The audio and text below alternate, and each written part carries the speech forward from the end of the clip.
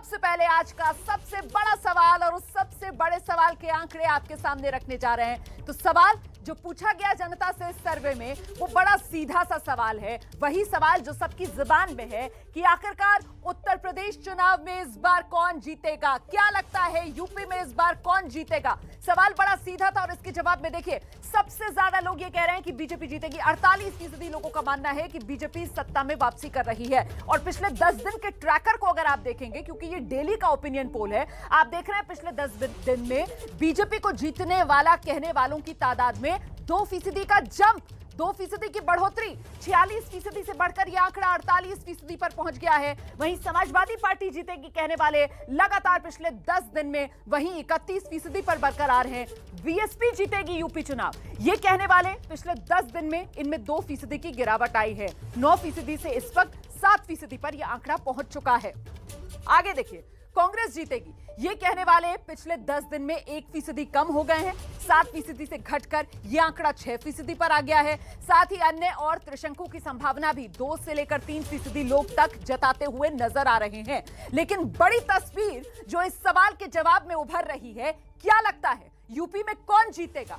BJP जीतेगी ऐसा कहने वाले सबसे ज्यादा 48% और उनकी तादाद में पिछले 10 दिन में 2% का इजाफा, 2% की बढ़ोतरी हुई है। सबसे पहले आपको अंबेडकर नगर लेकर चलेंगे मनोज्ञा लोहेवाल के पास। मनोज्ञा, परसेप्शन में यूपी चुनाव कौन जीतेगा? बीजेपी बाजी मारती हुई नजर आ रही है। जी रोमाना, आज डॉक्टर अंबेडकर नगर यानी अंबेडकर नगर में हैं हम। डॉक्टर अंबेडकर की ये पहचान के ऊपर बना ये जिला 1995 यानी कि 26 वर्षों पुराना ये जिला है। लेकिन अगर बात करें हम आज की, तो क्या बसपा पिछड़ती नजर आ रही है? और आज के आंकड़ों पे सबसे पहला सवाल बीजेपी से ही पूछूंगी। 48% लोग कह रहे हैं कि आपकी सरकार दोबारा आ रही है, क्या कहेंगे? 48% जनता कह रही सही हमारी और बढ़ेगा। और 52% में 3-4 दल हैं, कांग्रेस है, सपा है, बसपा है, तमाम छोटे छोटे दल है। 48% बहुमत के लिए बहुत पर्याप्त है। बसपा का गढ़ रहा है। अरविंद जी, आप बताइए, जिलाध्यक्ष हैं, क्यों आपको पार्टी को छोड़ के लोग चले जा रहे हैं? सांसद रही हैं कुमारी मायावती यहाँ से, लेकिन अब अगर बात करें तो क्या बसपा पिछड़ रही है?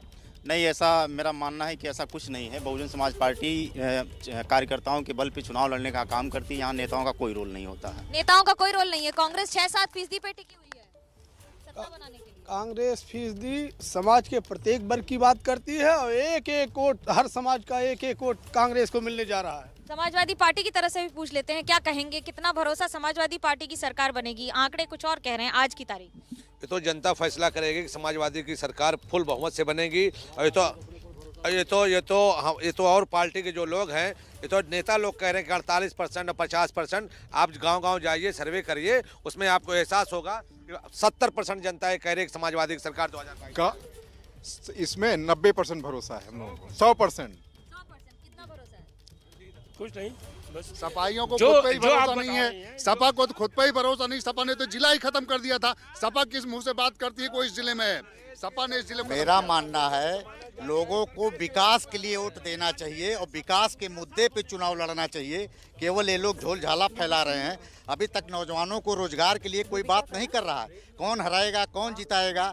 मैनिफेस्टो देखिए प्रियंका गांधी जी का, महिलाओं को वरीयता दिया उन्होंने आधी आबादी को, मजाक बात नहीं है। उसके बाद किसानों का कर्जा को लेके बात की, तमाम ऐसे विषयों के लिए बात की। इसी विषय पे आप वोट मांगे। आप लोग वोट मांगे, वोटर से पूछते क्या सोच के इस बार वोट देंगे? कह रहे हैं बीजेपी की सरकार। देखिए, वोट जो है विकास के नाम पे दिया जाएगा। और जो विकास 2017 से जब से योगी जी की सरकार बनी है, लगातार निरंतर जो है प्रदेश के लिए विकास हो रहे हैं और आगे भी होते रहेंगे। सर्वे के आंकड़ों में भाजपा आगे दिखाई दे रही है। सर्वे के आंकड़ों में भाजपा आगे दिखाई दे रही है। भाजपा ने जो कुछ किया है केवल अमीरों के लिए किया है। हमारे युवा परेशान है, युवा बेरोजगार है, किसान आत्महत्या कर रहा है, किसानों का खेत जो है जानवर खा रहे हैं पूरी जी। ये मेन मुद्दा रहेगा, विकास का मुद्दा यही रहेगा।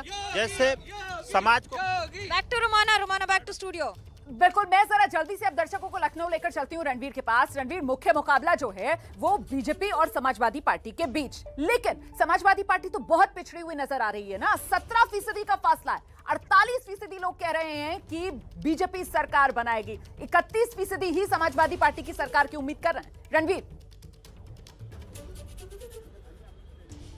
मेरे साथ भाजपा और समाजवादी पार्टी के ही नेता हैं। राहुल जी से पहले पूछेंगे। राहुल जी, आप लोग भीड़ इकट्ठी कर रहे हैं, लेकिन जो सर्वे हो रहा है लगातार उसमें आप लोग 17% पीछे हैं। लोग मान रहे हैं कि 48% लोग मान रहे हैं बीजेपी की सरकार आएगी, 31% मान रहे हैं कि समाजवादी पार्टी। देखिए, देखने वाली बात यह है कि समाजवादी पार्टी का ग्राफ हमेशा ऊपर उठता चला जा रहा है और बीजेपी का ग्राफ नीचे जा रहा है। तो ये साफ संकेत है कि उत्तर प्रदेश की जनता बदलाव चाहती है। ये साफ स्पष्ट है। ये किस आधार? जनता की भीड़ देखिए। और रही बात ग्राफ की, तो अभी तो चुनाव में समय है, अब धीरे धीरे ग्राफ बढ़ रहा है। आप देखिए, जनता धीरे धीरे अपने रुझान सामने लाना शुरू करेगी। ठीक है चंदन, आप बताइए। भारतीय जनता पार्टी का जनाधार न कम हुआ था न कम होगा। भारतीय जनता पार्टी गांव के तबके से जुड़ी हुई पार्टी है जो गरीबों के लिए काम करती है। समाजवादी पार्टी व्यक्तिगत स्वार्थ, व्यक्तिगत अपने पार्टी के कुछ चुनिंदा लोगों के लिए काम करती है, जिसका कल एक उदाहरण आप कानपुर में देखें। समाजवादी पार्टी के एक प्रत्याशी थे मानी जैन साहब, भैया जी जैन, पता नहीं कौन जैन है, जिनके घर करोड़ों की नाजायज संपत्ति पाई गई, अवैध संपत्ति पाई गई। मुद्दा बने, ये मुद्दा वो नहीं है, दूसरे जैन है। आप जनता को भरमाइए मत। यहाँ सवाल दूसरा है। यहाँ सवाल ये है कि जनता किधर मूव हो रही है। जनता से पूछ लीजिए। आप जनता से पूछ लीजिए, जनता स्पष्ट हो गया है। पूरे आप देखिए, उत्तर प्रदेश में घूम के सर्वे करिए।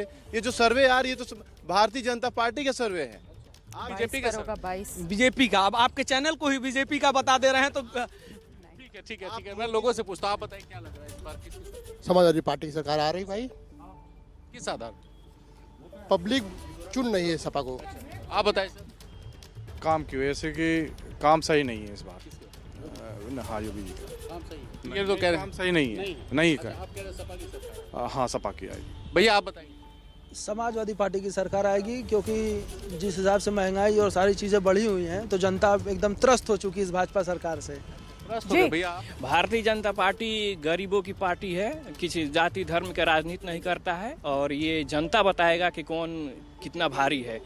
और ये गांव में आप देख रहे हैं आमने-सामने की टक्कर इस वक्त समाजवादी पार्टी और बीजेपी के बीच जरूर इस आंकड़े के जरिए देखी जा सकती है, लेकिन समाजवादी पार्टी बीजेपी से बहुत पीछे है। अयोध्या आपको लेकर चलते हैं। ज्ञानेंद्र हमारे साथ मौजूद है और ज्ञानेंद्र, सर्वे का आंकड़ा ये कह रहा है कि उत्तर प्रदेश में बीजेपी लौटेगी। रोमाना, उत्तर प्रदेश में बीजेपी लौटेगी, सर्वे का आंकड़ा भी ये कह रहा है। और पिछले 4 दिनों से मैं अयोध्या में हूँ। अयोध्या के लोग भी ये कह रहे हैं कि बीजेपी की ही सरकार बनेगी। आज ही योगी आदित्यनाथ यहाँ आए थे, साधु संत के साथ उनकी मुलाकात हुई, एक बड़ी सभा उन्होंने की। बीजेपी का प्रतिनिधित्व कर रहे हैं मेरे साथ साधु संत हैं, तमाम लोग खड़े हैं। इसके अलावा सपा के नेता हैं, कांग्रेस के नेता हैं, बसपा के नेता हैं, सभी लोग हैं। अच्छी खबर है आप लोगों के लिए, बीजेपी की वापसी दिख रही है उत्तर प्रदेश में। पूर्ण रूपेण मैं आपके चैनल के माध्यम से पुनः बधाई देना चाहूँगा कि भारतीय जनता पार्टी, योगी की सरकार पुनः उत्तर प्रदेश में वापस आ रही और विकास के मुद्दे पर आ रही है। जिस तरह से उत्तर प्रदेश का विकास भारतीय जनता पार्टी ने किया है, भूतो न भविष्यते, कभी ऐसा विकास नहीं हुआ है। कई सरकारें आई और गईं, लेकिन कभी भी अयोध्या उपेक्षित रहा, केवल सफाई का केवल मुद्दा रहा और किसी का नहीं रहा। सफाई का मुद्दा रहा। सपा के प्रवक्ता हैं, केवल सफाई ही ध्यान दिया आप लोगों ने, विकास का ध्यान ही नहीं दिया, ये कह रहे हैं। इनका कहना गलत है। अयोध्या में हमने जितनी ईंटें लगाई थी अपनी सरकार में, वो जो घाट जगमगा रहे हैं बने हुए हैं वही हैं। वो सुलभ शौचालय एसी हमारा ही है। ये केवल घोषणा करते रहे 5 साल। ये घोषणा मंत्री हैं। इन्होंने कहा था भगवान राम की 100 फुट की प्रतिमा लगेगी। तो भगवान राम का मंदिर बन तो रहा। मंदिर तो सुप्रीम कोर्ट के आदेश से बना। अलग भगवान राम की 100 फुट की प्रतिमा कहा था लगवाने को, और कहा था सीता झील बनेगी। ये घोषणाएं ही करते रहे। अच्छा ठीक है, चलिए आपका दावा अलग है, कांग्रेस तो कहीं नहीं है। लड़की हूँ लड़ सकती हूँ चल नहीं रहा है। जब आप ये कहते हैं कांग्रेस कहीं नहीं है, तो मैं इस बात को पूरी जिम्मेदारी के साथ कह रहा हूं कि 3 वर्ष के कार्यकाल में आप उठाकर देख लीजिए, अगर सड़कों पर कोई लड़ते हुए मिला तो सिर्फ प्रियंका गांधी कांग्रेस पार्टी मिली है। लखीमपुर में घटना होती कौन खड़ा होता है, मिर्जापुर में घटना होती कौन खड़ा होता है, सोनभद्र में घटना होती कौन खड़ा होता है, आगरा में, कासगंज में, कानपुर में घटना होती कौन खड़ा होता है। कहना है कांग्रेस ही खड़ी होती है हर जगह। बसपा के हैं आप, तो विधायक के प्रत्याशी भी हैं, आप अपने आप को मान रहे हैं। कहाँ है बसपा? आप भी पीछे खड़े हैं। बहुजन समाज पार्टी पूर्ण रूप से अपना काम कर रही है। हम लोग कैडर बेस पार्टी हैं और हमारी पार्टी हमेशा जमीन स्तर पर काम करती है। हम लोग दंगा फसाद करने जमीन के इतने अंदर तो नहीं चली गई, दिख ही नहीं रही है कहीं। आप लोगों को नहीं दिखेगा, क्योंकि बहुजन समाज पार्टी को मीडिया भी अवॉइड करती है। हम लोग हमने आपको बुलाया, आपकी बात कर रहे हैं, कैसी बात कर रहे हैं, नरगल आरोप लगा रहे हैं। क्या ये सब कह रहे हैं जो दावा कर रहे हैं? अयोध्या में हुआ क्या है? आपसे अयोध्या कितना बदला है? बीजेपी तो अभी दिख रही है कि बीजेपी वापसी कर रही है। देखिए, हम साधु संत महात्मा, हम लोगों का विचारधारा बड़ी अच्छी है। हमारा एक ही उद्देश्य है कि पाक साफ हो, साफ पाक हो।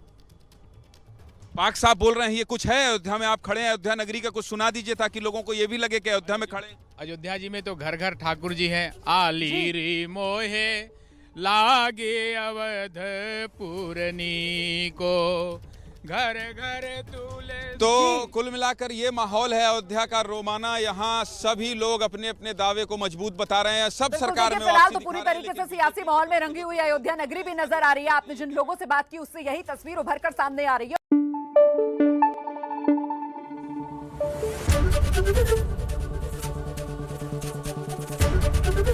एबीपी न्यूज आपको रखे आगे।